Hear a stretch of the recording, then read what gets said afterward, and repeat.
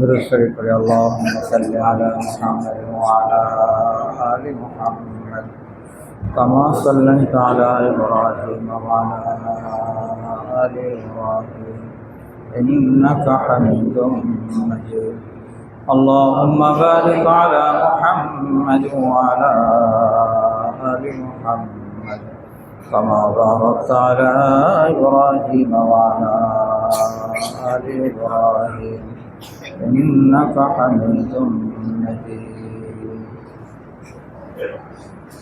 الحمد لله نحمده ونستعينه ونستغفره ونؤمن به ونتوكل عليه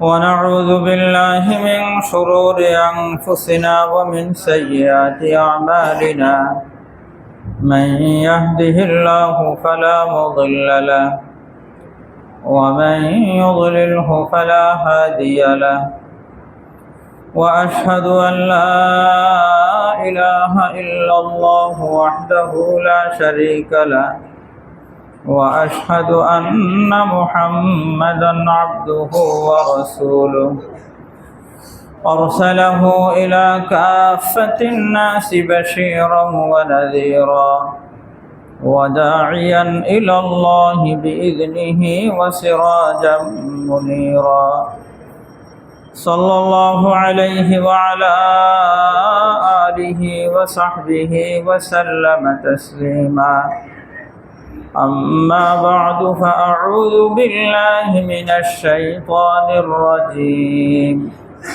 بسم الله الرحمن الرحيم نبئ عبادي أني أنا الغفور الرحيم وأن عذابي هو العذاب الأليم وقال النبي صلى الله عليه وسلم القبر روضة من رياض الجنة أو حفرة من حفر النار وقال عليه الصلاة والسلام إن الله ليطلع إلى خلقه في ليلة النصف من شعبان فيغفر لجميع خلقه إلا لمشرك أو مشاحن أو كما قال عليه الصلاة والسلام سبحانك لا علم لنا إلا ما علمتنا إنك أنت العليم الحكيم صدق الله العظيم وصدق رسوله النبي الكريم ونحن على ذلك من الشاهدين والشاكرين والحمد لله رب العالمين محترم মুসল্লিয়ান کرام রব্বুল আলামিনের দরবারে অসংখ্য অগণিত শুকরিয়া আদায় করছি যে মাওলায়ে পাক আপনাকে আমাকে আমাদের হায়াতে বরকত দিয়ে আজকের এই শবে বরাত লাইলাতুন নিসফে মিন শাবান আমাদেরকে এই রাত্র পাওয়ার সৌভাগ্য দান করেছেন। এই জন্য মহান রব্বুল আলামিনের দরবারে শুকরগুজারি করি, সকলে বলি আলহামদুলিল্লাহ। রব্বুল আলামিন আমাদেরকে এই রাত্রির খুব কদর করার তৌফিক দান করেন, আমিন। এই রাত্রির মূল বিষয় হলো রব্বুল আলামিন থেকে ক্ষমা নেওয়া, মাগফিরাত নেওয়া। আল্লাহ তাআলা তো অনেক মেহেরবান, অনেক দয়ালু। এই দয়ালু হওয়ার কারণেই আল্লাহ তাআলা বিভিন্ন সুযোগ দেন, আল্লাহর বান্দারা যেন সেই সুযোগের সদ্ব্যবহার যেন করে, সেজন্য আল্লাহ তাআলা দেন। সময়ের ভাষায় বলা যেতে পারে যেগুলো রব্বুল আলামিনের পক্ষ থেকে অফার, আল্লাহ তাআলার পক্ষ থেকে অফার। যেমনিভাবে বিভিন্ন ক্ষেত্রে অফার আসে, তো এরকম লাইলাতুন নিসফি মিন শাবান, রমাদানুল মুবারক, এগুলো আল্লাহ পাক রব্বুল আলামিনের পক্ষ থেকে কেমন যেন অফার আসছে আমাদের কাছে। তো সৌভাগ্যবান তো ওই সমস্ত ব্যক্তিবর্গ যারা এই অফার থেকে ফায়দা উঠাবে, উপকৃত হবে। আল্লাহ তাআলা আমাদেরকে উপকৃত হওয়ার তৌফিক দান করেন। এটা তো একেবারেই সকলের কাছে স্পষ্ট কথা যে আমরা দুনিয়াতে ছিলাম না, এখন আসি। এখন আমরা আসি দুনিয়াতে, যে কোনো মুহূর্তে যাওয়া লাগবে আমাদের, যে কোনো মুহূর্তে যাওয়া লাগবে। যাওয়া ছাড়া তো আর কারো গতি নেই। কেউ আগে যাবে, কেউ পরে যাবে, যাওয়া তো লাগবে। প্রতিদিন সকালবেলা সূর্য উঠে, যখন উঠছে সকাল হচ্ছে, সকালবেলার উদ্ভাসিত সূর্য সকলের কাছে ভালো লাগে। একটা সময় ঠিক দুপুর, কিন্তু দুপুরের পরে ঠিকই আবার সূর্যের বিদায়, সন্ধ্যা হয়ে যায়। আমাদের যাদের বয়স হয়ে গেছে, আমাদের তো এইভাবেই চিন্তা করতে হবে যে এখন আমাদের বিকালবেলা যাওয়ার সময়। যারা যুবক আছি আমাদেরকেও চিন্তা করতে হবে যে আমার জীবন নামের সূর্য তো যে কোনো মুহূর্তে ডুবে যেতে পারে। জীবন নামক সূর্য যে কোনো মুহূর্তে ডুবে যাবে। এখন এই যে আমার জীবন সূর্য ডুবে যাবে, ডুবার পরে যাব কোথায়? রাসূল আকরাম সাল্লাল্লাহু আলাইহি ওয়াসাল্লাম ওই কথাই বলেছেন। আমার পঠিত দুই হাদিসের এক হাদিস, আল কবরু রাউযাতুম মিন রিয়াদিল জান্নাহ আও হুফরাতুম মিন হুফারিন নার। মরার পরে আমাদের কবরের জগৎ আছে। রাসূল আকরাম সাল্লাল্লাহু আলাইহি ওয়াসাল্লাম বলেন, কবর হয়তো জান্নাতের বাগান সমূহ থেকে একটা বাগান, অথবা জাহান্নামের গর্ত, দুইটার একটা হবেই। হয়তো বাগান অথবা সাপ বিচ্ছুতে ভরপুর গর্ত। আগে তো এমন হতো, কেউ মারা গেছে, মারা যাওয়ার সময় প্রত্যেক ব্যক্তির এক এক ধরনের হালত হয়, অবস্থা হয়। নেককারের মৃত্যু তো অনেক চমৎকার মৃত্যু, অনেক সুন্দরভাবে দুনিয়া থেকে বিদায় হয়। আল্লাহ তাআলা আমাদের সকলকে কালিমা পড়তে পড়তে দুনিয়া থেকে যাওয়ার তৌফিক দান করেন। এমন বহু ঘটনা আছে যে আজরাইল আসে, এসে বলে যে আপনি কোন হালতে যেতে পছন্দ করবেন, কিভাবে যাইতে চান, দুনিয়া থেকে কিভাবে বিদায় হইতে চান। তো যেভাবে বলে সেভাবে বিদায় হয়। আমাদের এক উস্তাদ ছিলেন, ঢালকানগর মাদ্রাসার প্রতিষ্ঠাতাদের একজন, মাওলানা আব্দুল মজিদ ঢাকিল হুজুর রহমতুল্লাহি আলাইহি, অনেক বড় বুজুর্গ ছিলেন। উনি মাঝে মধ্যে বলতেন, দোস্তজি আসলেন না তো, কবে আসবেন? কি বলে? দোস্তজি আসলেন না তো, কবে আসবেন? মাঝে মধ্যে বলতেন। তো লোকজন জিজ্ঞাসা করছে যে হুজুর কারে বলেন এই কথা, যে দোস্তজি আসলেন না তো, কবে আসবেন? কোন দোস্তের এরকম আপনি অপেক্ষা করতেছেন? তো উনি বলে, আজরাইল। কার অপেক্ষা করে? আজরাইলের। আজরাইলকে বলছে কি দোস্ত বলছে যে বন্ধু আসে না কেন, বন্ধু আসে না কেন?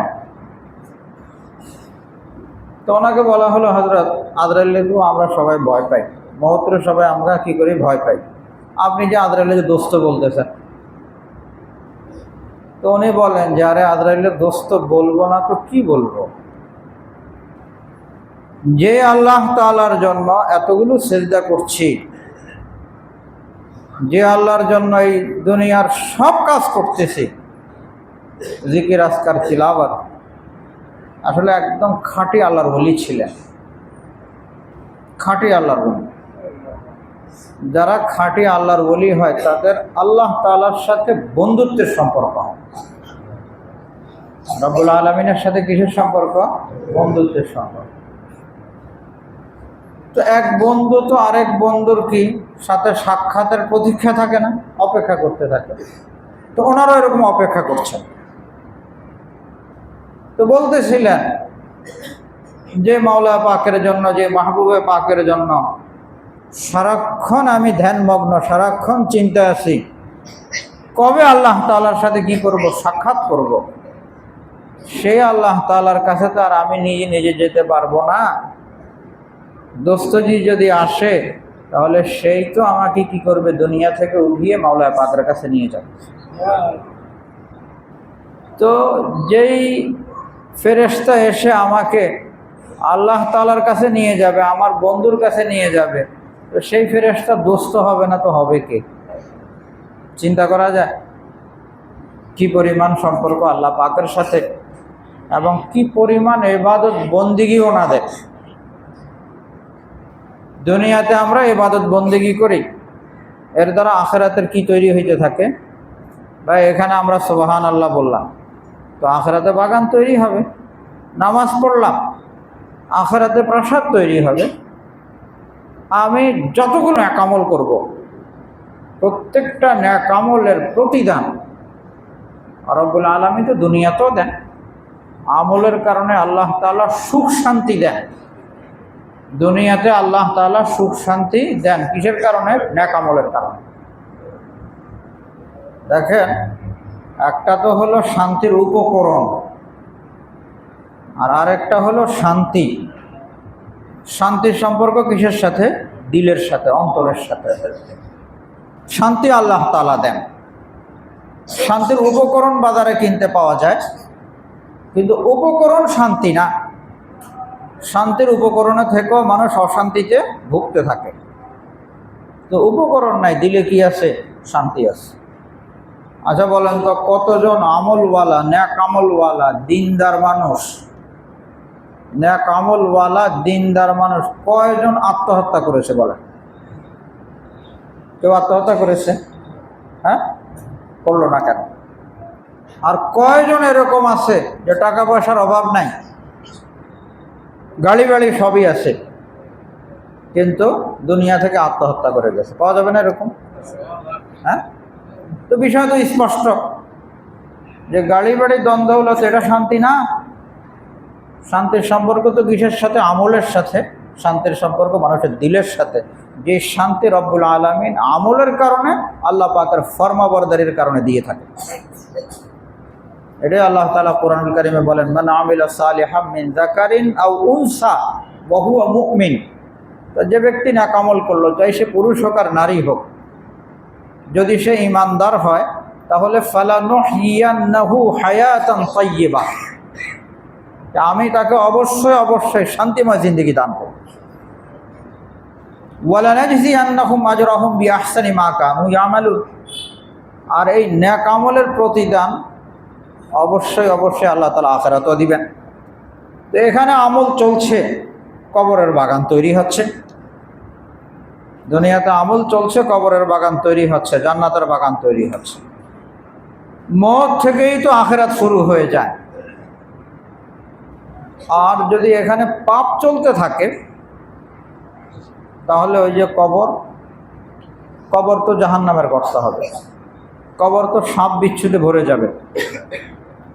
আল্লাহ তাআলা আমাদেরকে হেফাজত করেন। বলতেছিলাম যে নেককারের মওত কত চমৎকার মওত হয়। নিজে প্রতীক্ষায় থাকে, সুন্দরভাবে আল্লাহ পাকের কাছে চলে যায়। আবার বদকারের মত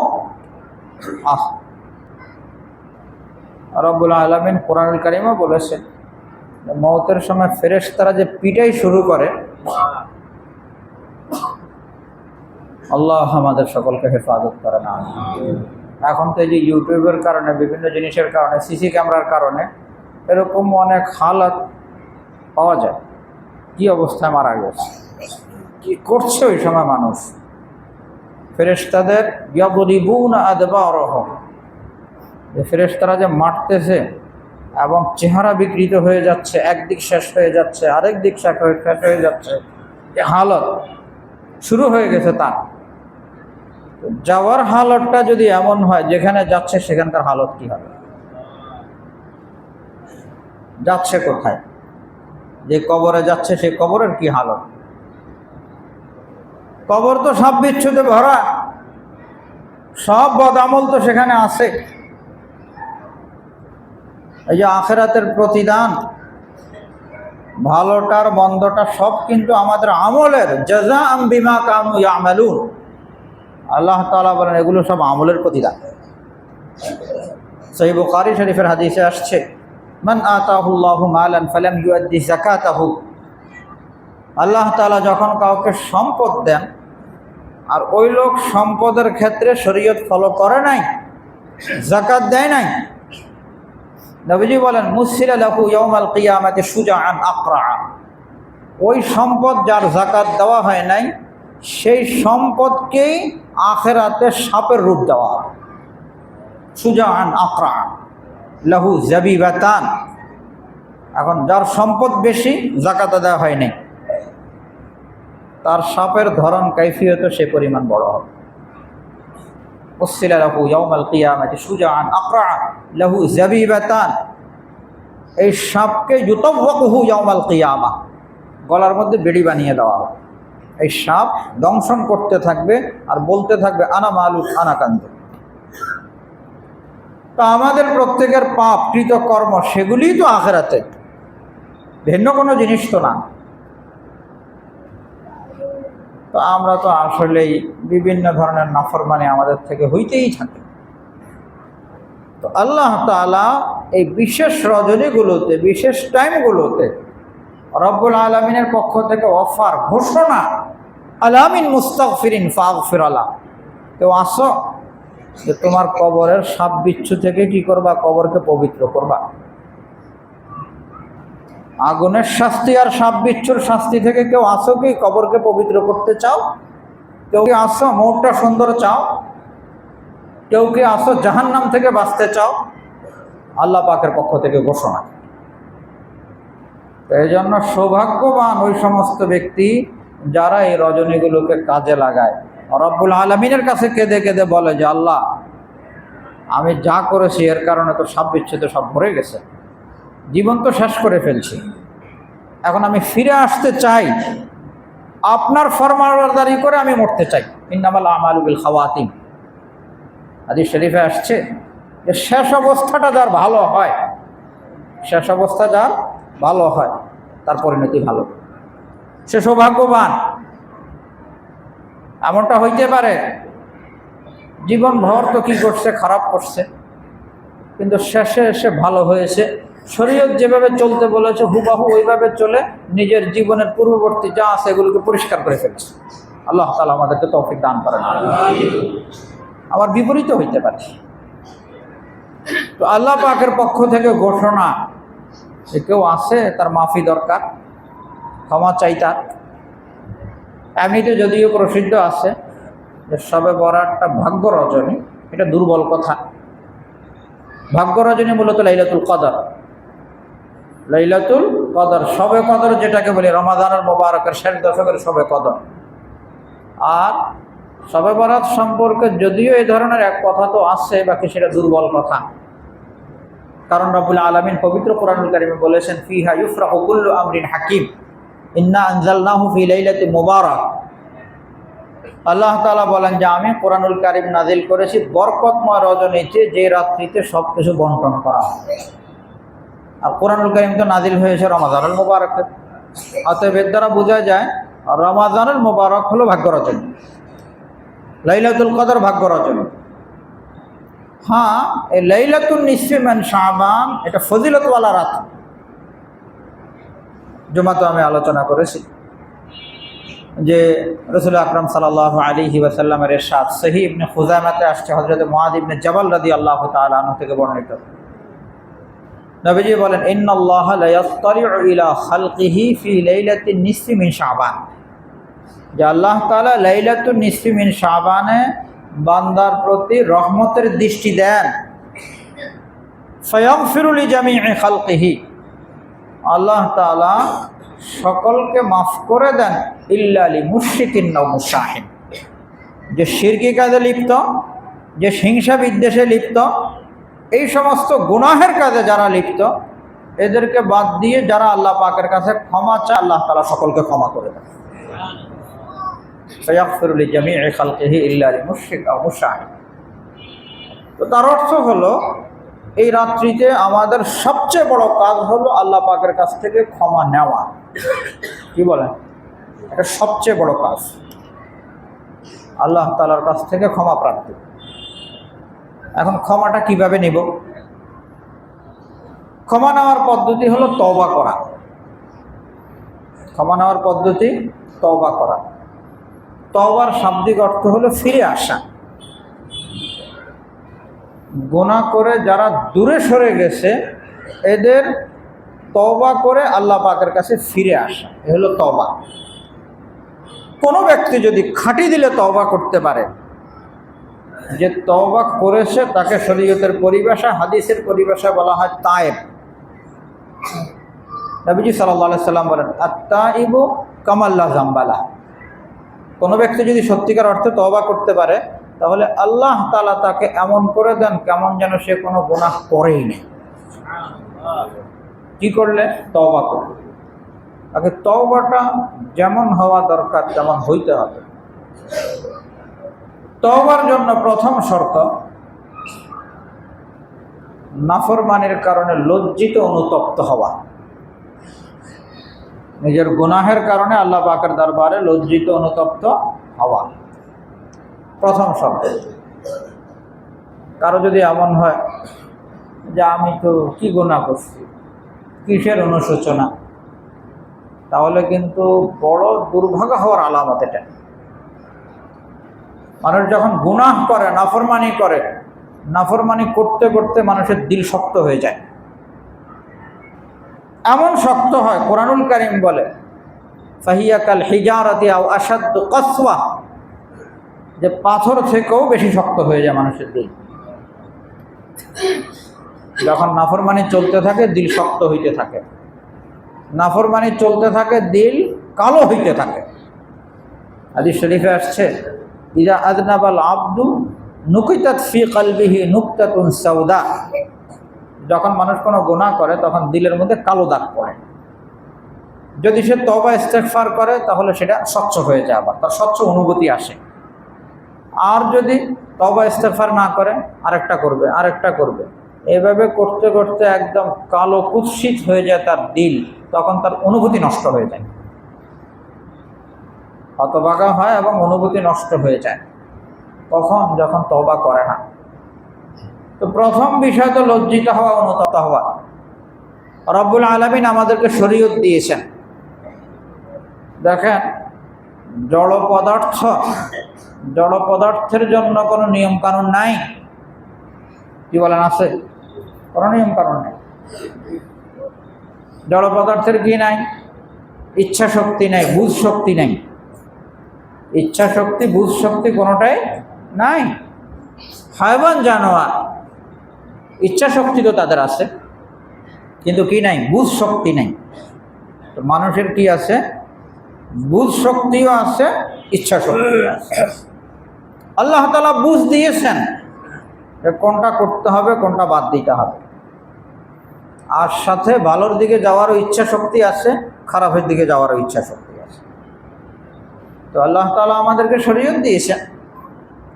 এই শরীয়তের মধ্যে যেমনিভাবে ইবাদত বন্দেগী আছে, মুআমালা মুআশারা আছে, আমাদের 24 ঘন্টার জীবনের ফুল জীবন প্রত্যেক ক্ষেত্রে শরীয়তের দিক নির্দেশনা আছে।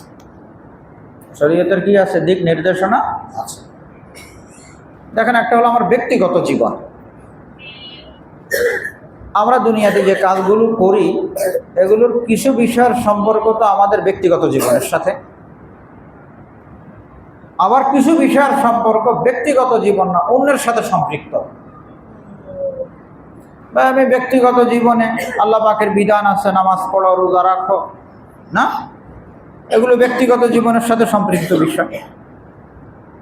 তো ব্যক্তিগত জীবনের সাথে নামাজকে আল্লাহ তাআলা ফরজ করেছেন। এখন কোনো ব্যক্তি নামাজ ছেড়ে দিয়েছে, ফরজ ছুটে গেছে, কবিরা গুনাহ হয়েছে। রোজা রাখতে বলেছেন, রোজা নষ্ট করছে। ব্যক্তিগত জীবনে সৎ থাকা, ন্যায়পরায়ণ থাকা, মিথ্যা কথা না বলা, কত বিষয় আছে। আবার অনেক বিষয় এরকম যেগুলোর সম্পর্ক অপরের সাথে, স্বামী স্ত্রী যদি হয় তাহলে প্রথম ক্ষেত্রেই তো বিবাহটা তো শরীয়তের আলোকে হওয়া লাগবে, নাকি? কি বলেন? বিবাহটা শরীয়তের আলোকে হওয়া লাগবে। যদি শরীয়তের নীতিমালা অনুযায়ী যদি বিবাহ না হয় আর জীবনভর থাকলো, নাউজুবিল্লাহি মিন যালিক, হ্যাঁ, হয়ে গেল না তার জীবনটা জাহান্নাম দুনিয়া থেকেই? বিবাহ তো সহিভাবে হয়েছে, কিন্তু একজন আরেকজনের সাথে সম্পর্ক শরীয়ত অনুযায়ী নাই। স্ত্রী শরীয়ত অনুযায়ী স্বামীর আনুগত্য করে না, আর স্বামীও শরীয়ত অনুযায়ী স্ত্রীকে রাখার চেষ্টা করে না। একজন আরেকজনের হক নষ্ট করছে। ছেলে মেয়ে, এটা তো আমরা সকলে বুঝি যে আমার সন্তানকে স্বাস্থ্যগত দিক থেকে সে যেন ভালো থাকে, সুস্থ থাকে, রোগ ব্যাধি হলে ডাক্তার দেখানো, এটা বাবার জিম্মাদারি। কি বলেন? জিম্মাদারি না? কারো সন্তান যদি অসুস্থ হয় কিন্তু বাপে খেয়াল করে না, দেখে না, অসুস্থ হয়ে দুঃখে দুঃখে মরছে, তো কি বলবেন? এই বাবা কি সন্তানের উপর জুলুম করছে না? এটা তার দায়িত্বের অন্তর্ভুক্ত না? তো তাকে ভালো শিক্ষায় শিক্ষিত করা, তাকে সুস্থ যেন সে থাকে, এই ফিকিরটা করা, এটা তো আমরা সকলে বুঝি। কিন্তু হুবাহু এই সন্তানের দিনদারির ফিকির করাও কিন্তু বাবার দায়িত্ব। এই সন্তানটা যেন ইমানদার হয়, এটা যেন আল্লাহ তাআলার ফরমাবরদার হয়, এটা যেন সালেহ হয়, নেককার হয়, এটাও তো বাবার জিম্মাদারি। এই জিম্মাদারি আমরা কতটুকু পালন করতে পেরেছি? দিন ইমান কতটুকু শিখিয়েছি? অনেক সময় তো এমন হয় যে দুনিয়ার লাইনে তো আমরা হিরো বানিয়েছি, তো দিনদারির লাইনে একদম জিরো, কোনো বুঝি নাই দিনদারির। তার এই যে হক নষ্ট হচ্ছে। আমি চাকরি করছি, তো চাকরি করলে যার কাছে চাকরি তার হক আছে। সব জায়গায় কিন্তু শরীয়তের কি আছে? নিয়ম কারণ আছে। যেখানেই শরীয়তের নিয়ম কারণ আছে, আর নিয়ম কারণ জ্ঞাত সারে অজ্ঞাত সারে খেয়াল করলাম না, ছুটে গেল, তো সেখানেই তো আমি জালেম হয়ে গেলাম, সেখানেই তো গুনাহের পরে গুনাহ হচ্ছে, নাফরমানি হচ্ছে। এখন একজন মানুষ বালেগ হওয়ার পর থেকে নিয়ে এ পর্যন্ত কার কয়টা নাফরমানি হয়েছে, কোথায় কোথায় শরীয়ত লঙ্ঘন করেছে, ইবাদতের ক্ষেত্রে, ব্যক্তি জীবনে, ঈমান আকীদার ক্ষেত্রে, সন্তানের ক্ষেত্রে, স্ত্রীর ক্ষেত্রে, পাড়াপড়শির ক্ষেত্রে, যেখানে কাজ করি সেখানে, কত জায়গায় করেছি, হিসাব করে শেষ করা যাবে বলেন? হ্যাঁ, এই জন্য আল্লাহ তাআলা যদি কাউকে পাকড়াও করেন, হিসাব যদি নেন, তাহলে আমরা কেউ কি পাবো না? রেহাই পাবো না। আমরা তো আসলেই গুনাহগার। একটা কবিরা গুনাহের কারণে আল্লাহ তাআলা যদি মাফ না করেন তাহলে জাহান্নাম অবধারিত, জাহান্নামে যাওয়া লাগবে। আল্লাহ তাআলা আমাদেরকে হেফাজত করে না। বাস্তবেই তো আমরা গুনাহগার। রব্বুল আলামিন কি পরিমাণ নেয়ামত আমাদেরকে দান করেছেন। এই যে এখানে বসে আছি, আমরা সুস্থ না সব? হ্যাঁ, আমাদের ব্রেনটা ভালো, চোখ ভালো, কান ভালো, সব ভালো না? হ্যাঁ, ভিতরে আমাদের কি আছে? লিভার আছে, আছে তো সকলের। হ্যাঁ, লাঞ্চ হার্ট তো সকলের আছে, সব সুন্দরভাবে কাজ করছে না? এক একটা পার্টস কি পরিমাণ দামি। তো আল্লাহ তাআলা তো সে জন্মের পর থেকে দিয়ে রাখছেন, কারণ জন্মের আগে থেকে কাজ শুরু হয়ে গেছে। এগুলো তো সব সচল, মুহূর্তে মুহূর্তে আল্লাহ পাকের দেওয়া অক্সিজেন নিচ্ছি। খেয়ে দিয়ে ঘুমিয়ে গেলাম, ভিতরে সব চলছে, পরিপাকতন্ত্রের কাজ সব চলছে, কিন্তু আমি নালায়েক যে আল্লাহ তাআলা এত নিয়ামত দান করেছেন, সে রব্বুল আলামিনের ডাক আসছে, আসসালাতু খায়রুম মিনান নাওম, উঠো নামাজের জন্য উঠো। যে রব্বুল আলামিন সব কিছু দিয়েছেন তার জন্য সিজদা করো, 2-4টা সিজদা করো। আমি তো ঘুমিয়েছিলাম, আমি তো উঠতে পারি নাই, আমি তো আল্লাহ পাককে নারাজ করেছি। তো আমরা যারা আল্লাহ পাককে নারাজ করছি, তার মধ্যে যদি এই অনুভূতি থাকে যে আমি কি অন্যায় করছি, আস্তাগফিরুল্লাহ আস্তাগফিরুল্লাহ, তাহলে এর চেয়ে বড় হতভাগা আর কি হবে বলেন? এই জন্য শাকী বদবখত হলো ওই ব্যক্তি, যে ব্যক্তির এই ক্ষমার রজনীগুলোতে চোখ দিয়ে পানি আসে না। হতভাগা, আল্লাহ পাকের পক্ষ থেকে ক্ষমার বিষয়, তার মধ্যে কোনো অনুভূতি নাই, চোখ দিয়ে পানি আসে না। স্যার, আল্লাহ তাআলা আমাদের সকলকে বুঝ দান করে না। তো প্রথম বিষয় তো তওবার, লজ্জিত হওয়া, অনুতপ্ত হওয়া। ভাই কবরে যাওয়া লাগবে আমাদের, সাপ বিচ্ছুর গর্তওয়ালা কবরে যেতে পারবো না আমরা, মওতের সময় ফেরেশতাদের পিটানি খাইতে পারবো না। যারা পারবে না তাদের তো তওবা ইস্তিগফার করে পরিষ্কার হওয়া লাগবে। তো প্রথম বিষয় লজ্জিত হওয়া, অনুতপ্ত হওয়া। দ্বিতীয় বিষয়, যে নাফরমানি চলছে, যার যে নাফরমানি আছে, সেই নাফরমানির ব্যাপারে আল্লাহকে সিদ্ধান্ত দেওয়া যে আল্লাহ এই মুহূর্তে ছেড়ে দিলাম, আর করব না, এই মুহূর্তে ছেড়ে দিলাম, আর করব না। যাদের ফেসবুকের গুনাহ আছে, মোবাইলের গুনাহ আছে, এই মুহূর্তে সংকল্প করা যে এখন থেকে ছেড়ে দিলাম, আর করব না। যাদের অবৈধ সম্পর্ক আছে, এই মুহূর্তে সিদ্ধান্ত নেওয়া যে আমি অবৈধ সম্পর্ক এখন ছিন্ন করলাম, আর করব না। যদি আল্লাহ তাআলাকে সেভাবে সিদ্ধান্ত দিতে পারি ছেড়ে, তাহলে রব্বুল আলামিন মাফ করবে, তখন তওবা হবে। আর সব চলতে থাকলো, আর তওবা তওবা করতে থাকলাম, এই তওবার উপরে তো শয়তানও হাসে। কি তওবা? গুনাহ চলমানার বলে তওবা তওবা হলো, ফিরে আসা হলো। আপনি আর আমি যদি তওবা শব্দের অর্থটাও তো বুঝি, তাহলেও তো নিজের কাছে হাসি লাগবে যে আল্লাহ আমি ফিরে আসছি, বলছি আল্লাহ আমি ফিরে আসছি, কিন্তু গুনাহ চলমান। তো যদি কিনা নাফরমানি চলমান হয়, তাহলে ফিরে আসলাম কোথায়? এই জন্য লজ্জিত হওয়া, অনুতপ্ত হওয়া, আল্লাহকে সিদ্ধান্ত দেওয়া, না আর করবো না, ছেড়ে দিলাম। আর যদি বন্দার হকের সাথে যদি সম্পৃক্ত কোনো বিষয় হয়, তাহলে সেটা আদায় করার চেষ্টা করা। কিসের হক? বান্দার হক। কারো টাকা পয়সার মুআমালা, কাউকে কষ্ট দিয়েছি, আল্লাহ পাকের হক যেগুলো আদায়যোগ্য, নামাজ কাদা হয়ে গেছে, কাদার চেষ্টা করা। আর বন্দার হকের জটিলতা বেশি। আল্লাহর হক তো আল্লাহ তাআলা চাইলে মাফও করে দিতে পারেন, আমি যদি সেভাবে আল্লাহ পাকের কাছে বলতে পারি, কিন্তু বান্দার হক তো বান্দাকে দেওয়া লাগবে। এই জন্য হাদিস শরীফে আসছে যে নবীজি সাল্লাল্লাহু আলাইহি সাল্লাম একদিন বলতেছিলেন, মাল মুফলিস, নিঃস্ব কে? সাহাবায়ে কেরাম বলছিলেন যে স্বাভাবিকভাবে তো মানুষ এটাই মনে করে, যার কাছে দিনার দিরহাম নাই, টাকা পয়সা নাই, সে নিঃস্ব। নবীজি বললেন, না, গরিব তো ওই ব্যক্তি, এসে দুনিয়াতে তো কি ছিল, আমল টামল করার চেষ্টা করছে, কিন্তু অপরের হক নষ্ট করছে, কাউকে মেরেছে, কাউকে কষ্ট দিয়েছে, কারো গীবত করেছে, কারো শিকায়াত করেছে। কিয়ামতের মাঠে সব পাওনা পরিশোধ করা লাগবে। এরপরে দেখা যাবে কিছুই নেই। আল্লাহ তাআলা আমাদের সকলকে সব ধরনের পাপ বর্জনের তৌফিক দান করেন, আমিন। এই জন্য এই রাত্রিতে প্রথম বিষয় তওবা ইস্তিগফার করে আল্লাহ পাকের কাছ থেকে ক্ষমা নেওয়া। আল্লাহ তাআলা আমাদের সকলকে তৌফিক দান করেন, আমিন। দ্বিতীয় বিষয়, হাদিস শরীফে আসছে নবীজি সাল্লাল্লাহু আলাইহি সাল্লাম এই রাত্রিতে দীর্ঘ সিজদা করেছেন। দীর্ঘ সিজদা,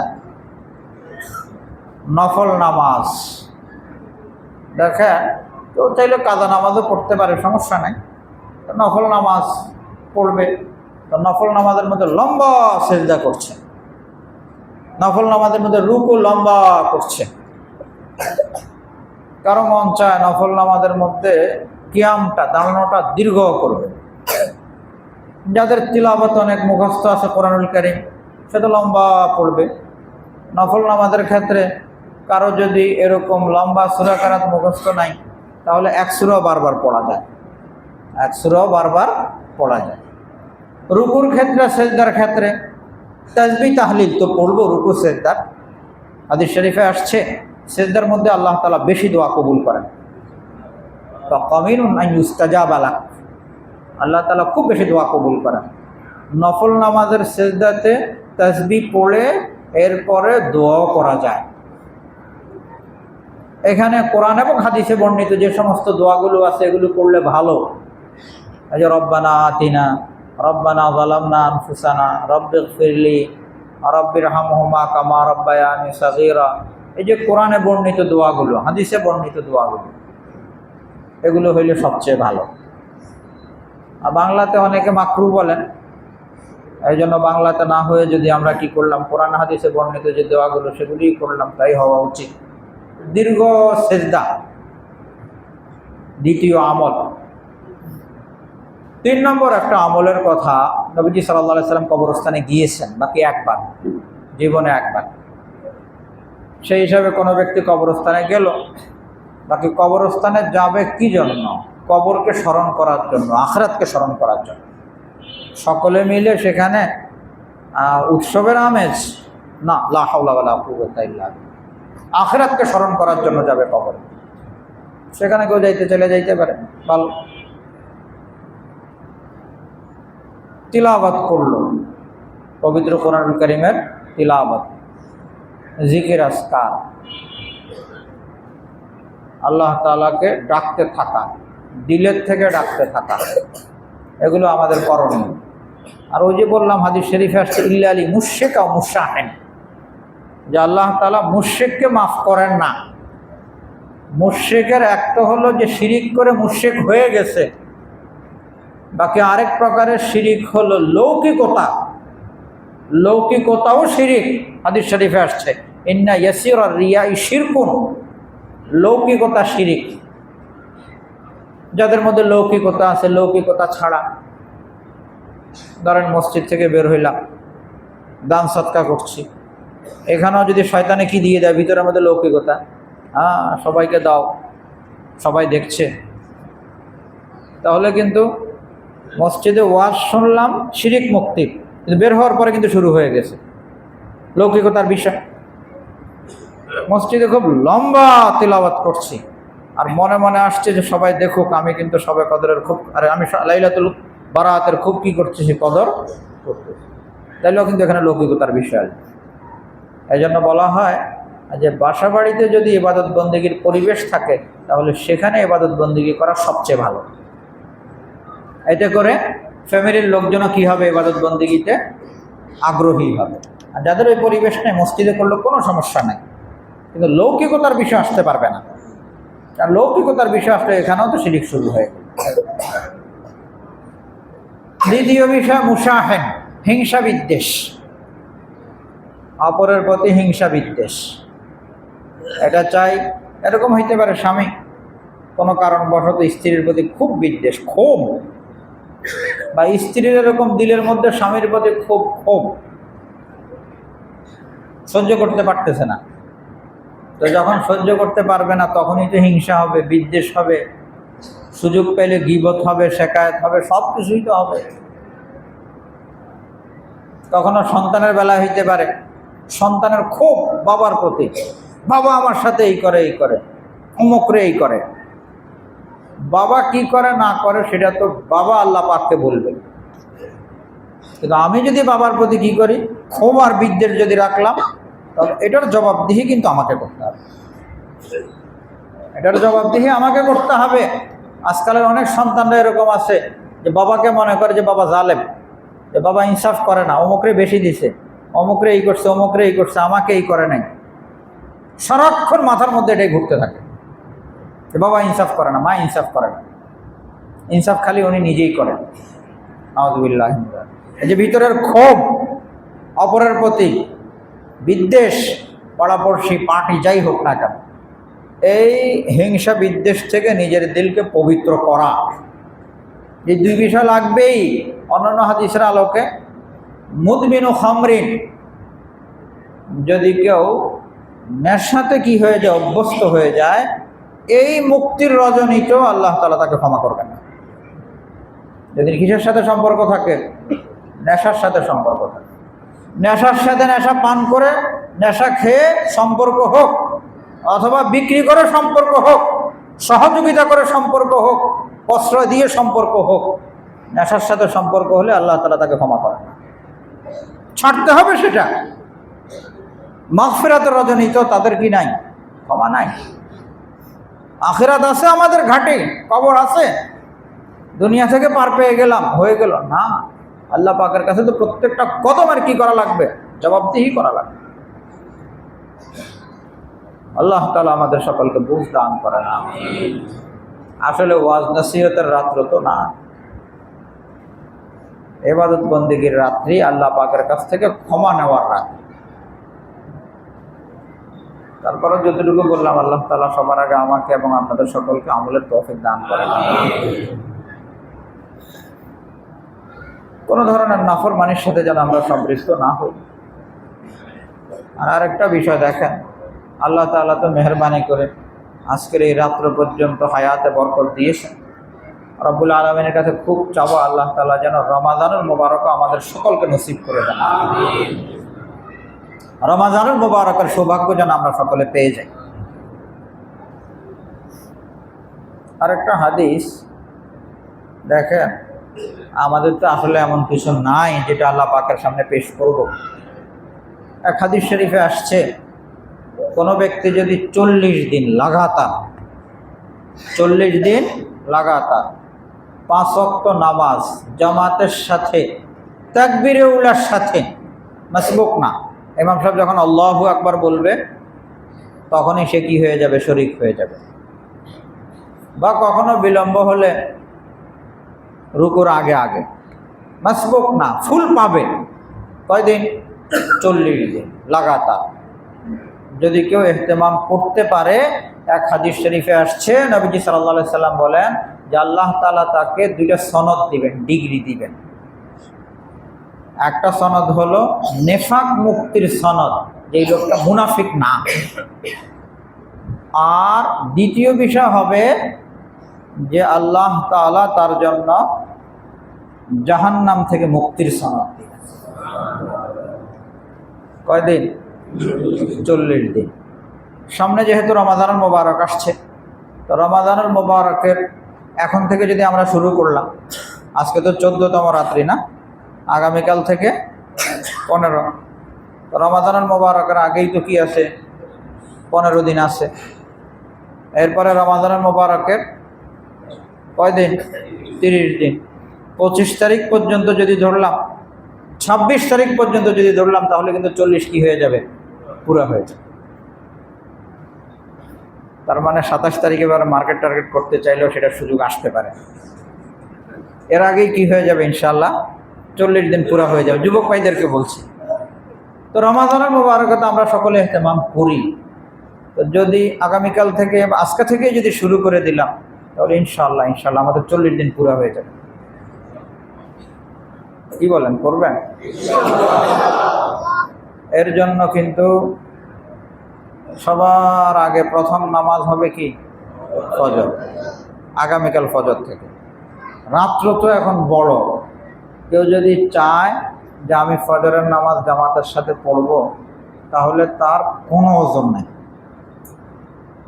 আল্লাহ তাআলা সহজ করে দিবেন। আল্লাহ পাকের নিয়ম, ওয়াল্লাযীনা জাহাদু ফীনা লানাহদিয়ান্নাহুম সুবুলানা। কেউ যখন হিম্মত করে, চেষ্টা করে যে আমি এটা করব, তখন আল্লাহ তাআলা তার জন্য রাস্তা খুলে দেন।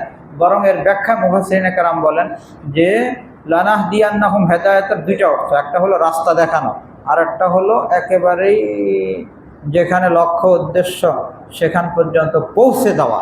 কোনো ব্যক্তি যখন নিজের ফুল মেহনত করে, তখন আল্লাহ তাআলা তাকে গন্তব্যে নিজ হাত ধরে পৌঁছে দেন। হযরত ইউসুফ আলাইহিস সালাতু ওয়াস সালাম, অনেকগুলো গেট না, 7টা গেট সব তালাবদ্ধ, খোলার তো কোনো লাইন নাই না। নিজের বস কি করতেছে, পাপের জন্য ডাকছে, উনি কি করলেন, বসেছিলেন, কই যাব? উনি তো ওনার চেষ্টাটা পুরা করছেন। হযরত ইউসুফ আলাইহিস সালাতু ওয়াস সালাম নিজের চেষ্টা পুরা করে কোন পর্যন্ত গেছেন? গেট পর্যন্ত। যেই নিজের চেষ্টা পরিপূর্ণ পুরা করছেন, আল্লাহ তাআলা সবগুলো গেট খুলে দিয়েছে। এই জন্য আপনি আর আমি যদি চেষ্টা করি, হিম্মত করি যে আমি ইনশাআল্লাহ ফজরের নামাজ পড়বো জামাতের সাথে, আল্লাহ তাআলা সহজ করে দিবেন। ঘুম থেকে উঠতে পারি না, এগুলোরও হল হয়ে যাবে, আসতে পারি না, অন্ধকার, সব জিনিসের সমাধান হবে। বাকি প্রথমে আমাকে আগে শতভাগ কি করা লাগবে? চেষ্টা থাকতে হবে, তখন হবে। এই জন্য আমার ভাইয়েরা, আল্লাহ তাআলা কার কতটুকু হায়াত দিয়েছেন সেটা তো আল্লাহ পাক ভালো জানেন। কত মানুষ বিদায় হয়ে গেছে,